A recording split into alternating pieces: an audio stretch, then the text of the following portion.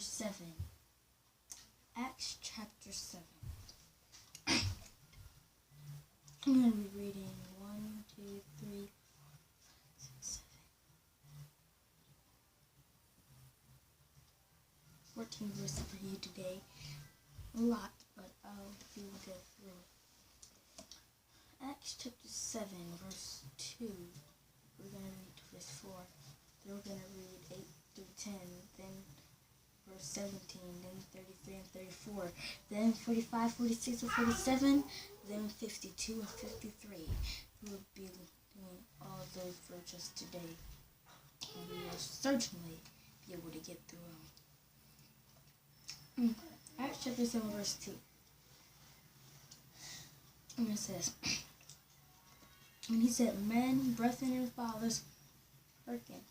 The God of glory appeared unto our father Abraham when he was in Mesopotamia, before he dwelt in Canaan, Chervin, and said unto him, get thee out of thy country, and from thy kindred, and come into the land which I shall shew thee. Then I came thee out of the land of the Chaldeans, and dwelt in Chervin, and from thence, when his father was dead, he removed him into this land, wherein ye now dwell. Now I'm going to read 8 through 10. What says, and he gave him the covenant of circumcision, and so Abraham begat Isaac, and circumcised him the 8th days. And Isaac begat Jacob, and Jacob begat the 12 patriarchs. And the patriarchs moved with envy, built Joseph unto Egypt, but God was with him, and delivered him out of all his afflictions, and gave him favor and wisdom in the sight of Pharaoh king of Egypt. And he made him governor over Egypt and all his house. Now verse 17. But when the time of the promise drew nigh, which God had sworn to Abram, the people grew and multiplied in Egypt. Then, now we're going to go to verse 33.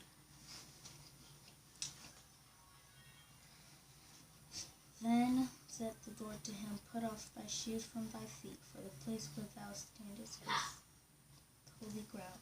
I have seen the affliction of my people which is in Egypt, and I have heard their groaning, and I am come down to deliver them.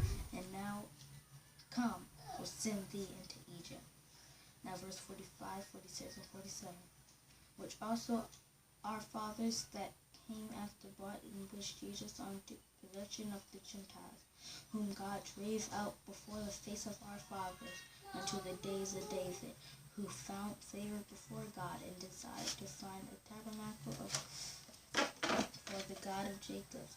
But Solomon built him a house. Now verse 52 and 53. Which of the prophets have not your fathers persecuted, and they have slain them which stood before of the coming of the just one, of whom ye have been now the betrayers and murderers. Verse 53. Who have received the law by the disposition of angels, and have not kept. Now this one I'm going to have 5 points for this one. I usually have 3, maybe 4, but this one I'm going to have 5. So I'm going to be pushing to you about standing firm against opposition. Standing firm against opposition. Standing firm against opposition.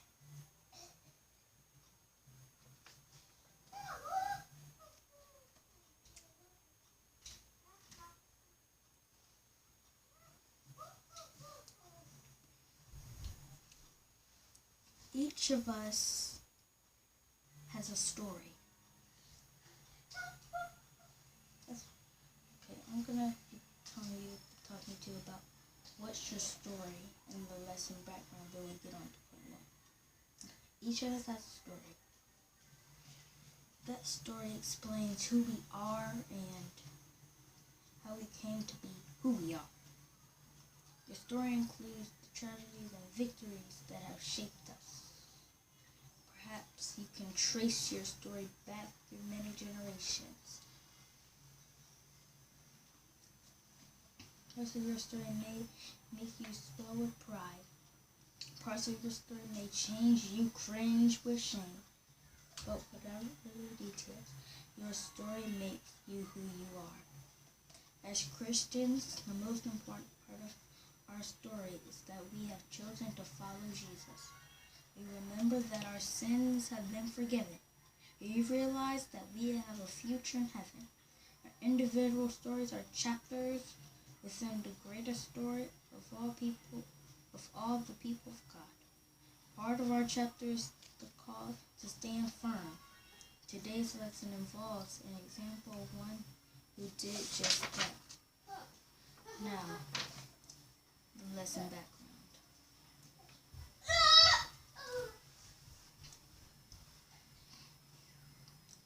Okay. As today's text opens, thousands already become followers of Christ in the earliest days of the church. Acts 2:41-4 even made Jewish priests and become believers. The first century church had taken seriously the call to be a genuine fellowship and to share with those in need, caring for widows as part of this. One of the 7 men chose to serve the church in the regard was Stephen. Stephen was involved not only in the church's benevolence ministry, he also did great wonders and miracles among the people. He spoke out boldly for Christ, so much so that unbelievers became hostile. A source of his hostility was the synagogue of the Libertines. There were more than 400 synagogues in Jerusalem at that time, and the membership of this was one made up largely of former slaves who had gained their freedom. False accusations began a flow when Stephen's opponents were unable to refute the wisdom and spirit with which he spoke. Stephen found himself being hauled up before the ruling Jewish council to answer these. Now, I'm going to start off with 5 points today. We're going to do 5 points for this sermon. The first point is story of faith. Story of faith. This point is not very long, but we will be able to get through it.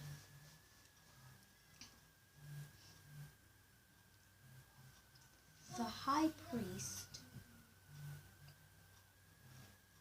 who presides over the council's proceedings, has invited Stephen to make his defense against the charge of blasphemy.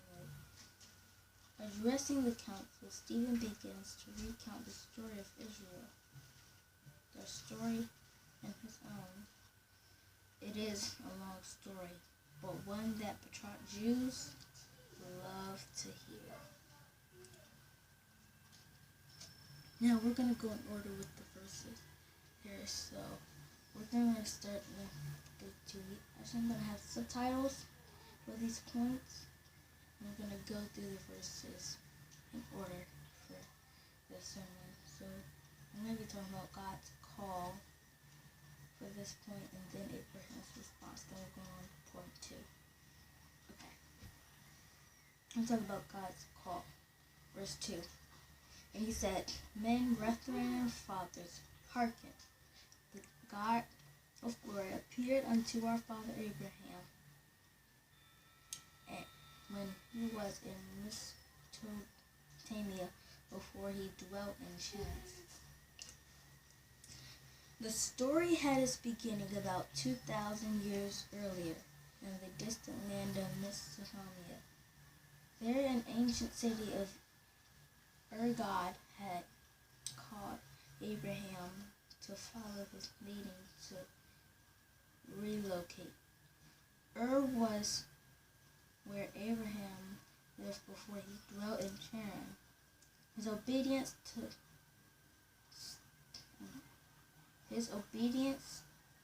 the call meant that henceforth an Israelite would look to him as the common ancestor, the father of nation. Now let's go on the first 3 here.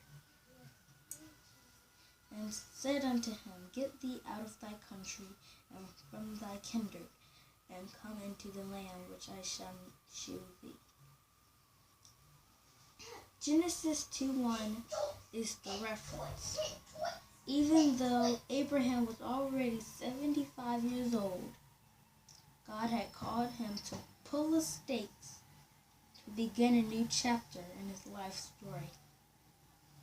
Abraham was given only a hint of how the journey would end. He was to trust God with the result.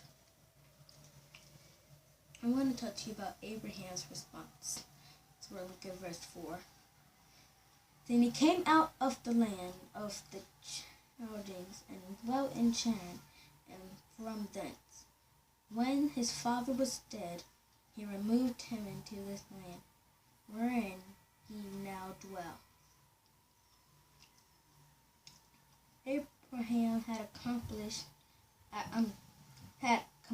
his father, Terah from Ur to Haran, a distance of over 600 miles, traveling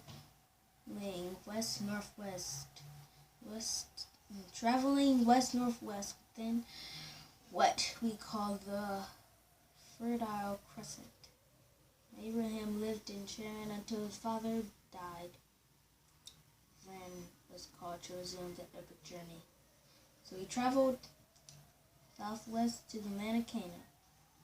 His trip to Bethel involved a distance of another 500 difficult miles as he passed through unknown lands for the destination of God's choosing. Thus did Abraham go out, not knowing whither he went, but trusting the plan of God. The nation of Israel was born out of that trust. Now, we're going to go on to point 2, the story of faith. Next one, story of betrayal.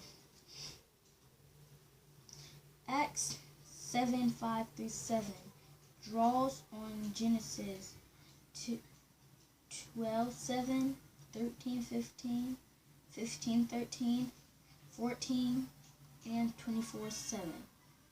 Stephen used these passages to add detail to his review of Israel's history. Alright, I'm going to talk to you about covenant for a little bit. Go to verse 8.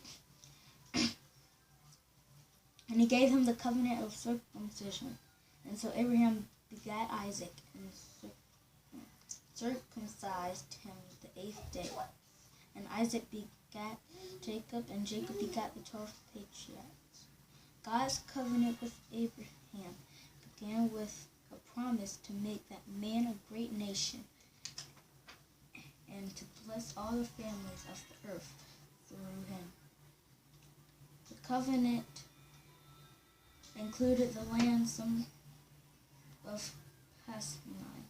Sometime later, the covenant was formalized with a blood sacrifice, and the promise was added that Abraham's innumerable descendants would live in a foreign country for 400 years. Some 25 years after the entire promise, God added to the covenant the requirement of circumcision. Throughout the history of the Israelites to come, every male baby was to be circumcised on the 5th day of their life. Just as God promised, Abraham and Sarah had a baby boy in their old age. The covenant relationship with God was passed on to that child Isaac, and then to his son Jacob, from whose sons came the 12 tribes of Israel. The fulfillment of the promise that Abraham would be the father of a great nation was slowly gaining momentum. Also gaining momentum is the plan Stephen has for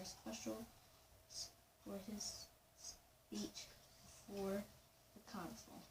He is not telling them anything they don't know. What he is doing, rather, is laying the foundation for leveling contracts. He is charged with blood simply, but he plans to turn the tables. Now, I'm going to talk to you about betrayal. Verse 9a. When the patriarchs moved with envy and sold Joseph into Egypt. There was sibling rivalry among the 12 sons of Jacob concerning Joseph, the 11th of the 12th. His resentful brothers plotted to kill him, but ultimately decided to sell him to slave traders who were on the way to Egypt. This began a pattern in the story of the Israelite people. Driven by jealousy and resentment, they often challenged the man God had raised up to lead them. It happened several times in the life of Moses, at least once by his own siblings. It even happened when God sent his own son. Now let's read 9b, and I'm going to talk to you about rescue for a little bit. 9b and 10. Verse 9b and verse 10. But God was with him and delivered him out of afflictions and gave him favor and wisdom in the sight of Pharaoh, king of Egypt. And he made him governor over Egypt and all his house. In spite of the conspiracy against Joseph, God was with him. That meant rescue from the affliction of the young man's slavery. First, Joseph was favored in the eyes of Potiphar and made chief steward over all the house. And then, after Joseph was unjustly thrown in prison, God gave him favor and wisdom in the sight of Pharaoh. When Joseph was able to interpret Pharaoh's dream and warn him to prepare for coming years of famine, the grateful ruler put him in charge of many of Egypt. Joseph was even put in charge of the place, and all Pharaoh's people had to answer to Joseph.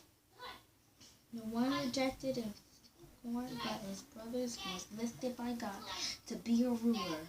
This is symbolic of what happened to Jesus. The pattern begins with Joseph. Those whom the people reject are subsequently exalted by God. This is a point that Stephen especially wants to impress upon the members of the council. Okay. We have point 1, story of faith. We have point 2, story of betrayal. Now point 3, story of deliverance. In Acts 7:11 through 16, Stephen summarizes facts about in Genesis 41:54 through 50:13 regarding Joseph and the 75 members of his extended family in Egypt. This sets the stage of another observation about Abraham. I'm going to talk to you about people's status. Verse 17. But when the time of the promise drew nigh, which God had sworn to Abraham, the people grew and multiplied in Egypt. Famine in the promised land had forced brothers to come to Egypt for food. They eventually brought all their family members to live there. They may not have realized it all at the time, but two specific predictions were being fulfilled. The descendants of Abraham were multiplying, and the 400-year sojourn in the foreign land was beginning. The Israelites were on their way to becoming a great nation, as Stephen summarizes Exodus 1:1 through 3:6. In Acts 7:18 through 32, circumstances changed for the worst of God's covenant people. By the end of the 400-year period, the Israelites had been reduced in position from that of honored guests to slaves. But God raised up a deliverer, Moses, that leads to Stephen's next observation. Let me tell you about God's plan.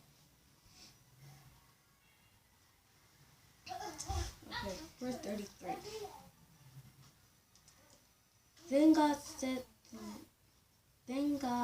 Then said the Lord to him, Put off thy shoes from thy feet, for the place where thou standest is holy ground. Stephen quotes Exodus 3:5. Moses has spent 40 years of his life as a shepherd in Midian, staying as far from Egypt as possible because of a murder charge against him there. Then one day he saw a burning bush, a bush that flamed, but was not consumed. But when he went near to investigate, he heard the voice of the Lord, as Stephen quotes here. This is not a subtitle. I just want to tell you maybe like a little story or something like that. But visual reminders, visual cautions. Tourists in Europe are often awestruck at the sight of the great cathedrals that dot the continent. The cathedral is the most significant historic structure in many of Europe's great cities. Visitors to Paris, for example, never forget the sight of the Notre Dame Cathedral, which is situated on an island in the middle of the Seine River. Sadly, however, many of those great cathedrals and churches are nearly empty of worshippers. Europe has drifted far from its once dominant Christian roots, and the great structures, now little more than tourist attractions, stand as mute cautions to that fact. The burning bush that caught the eye of Moses was a passing phenomenon. It cannot be visited today as cathedrals can. Even so, it lives on in the pages of Scripture and in countless stained glass treatments as a reminder of that man's call in faith. When others look at our spiritual track record, wonder this: do they see a reminder or a caution?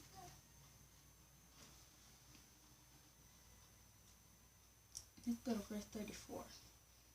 I have seen the affliction of my people, which is in Egypt, and I have heard their groaning, and I am come down to deliver them. And now come, I will send thee into Egypt. Stephen next quotes Exodus 3:7, 8, and 10. Wow, does Stephen know the Scriptures? But Stephen has not demonstrated his mastery of the facts of history to show how smart he is. Rather he is sketching the pattern of rebellion among God's people in defense of divine saving actions.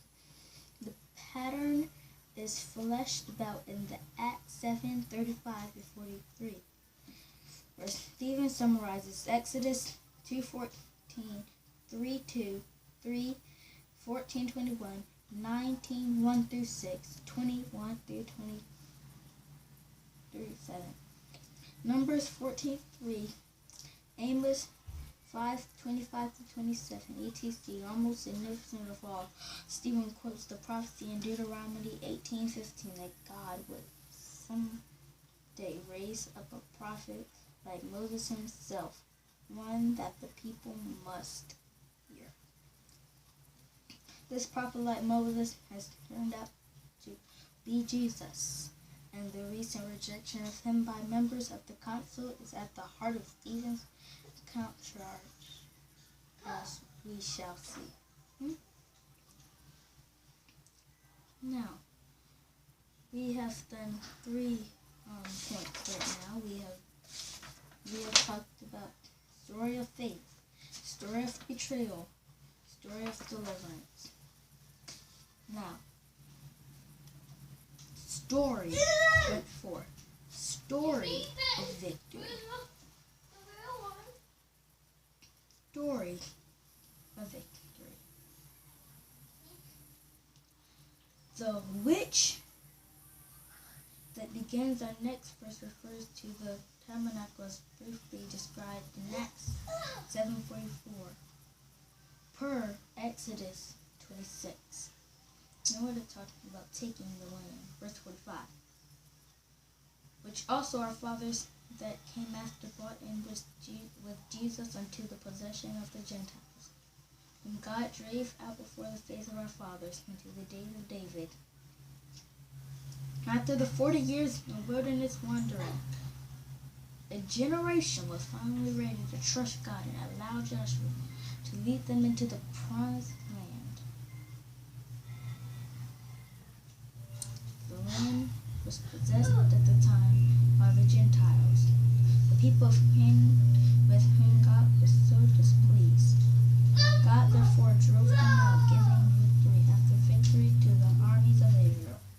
By the days of David, some 400 years later, the Israelites were well established in the promised land. Now I'm going to talk to you about building a temple. Building the temple. Verse 46. Who found favor before God and desired to find the tabernacle for the God of Jacob. David, a man after God's own heart, wanted to build a permanent house for God. It was not right. His favorite reason that he should live in a beautiful palace, a house of cedar, while the ark of God's covenant was still within curtains. The God of Jacob had always been faithful to the covenant, and he certainly deserved to be given best. Now go to verse 47. But Solomon built him an house. But David was not permitted to build the temple for God. Instead, the builder of the temple was to be his son Solomon. The beautiful temple that Solomon built, a source of a great pride for the nation of Israel, as did the temple that replaced it. Since Stephen stands accused of saying that Jesus would destroy the temple, it is appropriate to honor the place of the temple in Israel's history. The false accusation against Stephen had also been lodged against Jesus himself. Now this is our final point for this sermon. It is story of murder. Story of murder. Story of murder. Quoting Isaiah 66:1-2, Stephen has more to say about the temple in Acts 7:48-50. Following that, he shifts into accusation mode in Acts 7:51, drawing on imagery from Exodus 32:9, 33:3, and 5. Isaiah 63:10 etc. Let me tell you about a bold accusation, which have the prophets have not your fathers persecuted, and they have slain them with sheep before of the coming of the just one, of whom ye have been now the betrayers and murderers. Sharp words indeed, but Stephen speaks facts regarding the persecution of the prophets. When Jesus had spoken much the same, those prophets had predicted the coming of the Messiah, the just one, the righteous man who would do God's will. Then he did come. The members of the council had him killed, just as Peter and the other apostles, and harshly accused the council. So also does Stephen. He stands firm and speaks the truth boldly. They are guilty of condemning an innocent man, God's Son. Now, I'm going to talk to you about tragic guilt. Verse 53. Who have received the law by the disposition of angels, and have not kept it. The rulers are tragically guilty of everything, Stephen says. They know the law of God, so they should know what is right and what is their duty. The law has been entrusted to them since given by God through angels. But those rulers have failed to keep the law, just as so many earlier generations have failed. The council members are more interested in maintaining their position by pleasing the Romans than they are in pleasing God. The remainder of Acts 7 reveals that Stephen's speech enrages the members of the council. He has stood firm for the truth, but they cannot endure it. So they stone him to death. Thus Stephen becomes the first Christian martyr. So just like I did with visual reminders, visual costumes, I'm going to do one for murdering for God. And I'll be done. Killing others in the name of God has a long history and shows no signs of abating. A relatively recent example is the violence of early 2014 between two branches of Islam and Arqa. Also, a sad, never-ending reality is killings of Christians by those of non-Christian religions. But before pointing to many fingers at non-Christian, we should pause to reflect on the fact that killing in the name of Christ also has a sordid history. Prime examples in that regard of Crusaders and the Inquisition of centuries gone by. The former involved waging holy war to take Palestine from infidel. The later involved attempts to root out heresy within Christians, with punishment as served as being burned at the stake. Those claiming the name of Christ have sometimes played into the hands of steps by hating enemies. Real and imagine instead of loving them as Jesus commanded. Stephen boldly accused the members of dishonoring of fidelity and religious murder, just as their ancestors had killed prophets who spoke God's truth. The councils had killed Jesus, the Messiah whom God had sent. We set and prove Stephen's point by killing him as well. If you were accused of having the same inclinations as those who essentially cruises or the question, how would you respond? Now I'm about done. I just want to talk to you about remembering your identity and remember your task. And then I'll do the prayer and then I'll be done. Many of us can remember from childhood the parental caution. Always remember who you are. The same imperative applies to us as Christians as we face the daily challenges and temptations of life. And just who we as Christians, being of Christ, we are children of Abraham, the man of faith. As we cherish the story of Moses, we pledge our lives to the greater prophet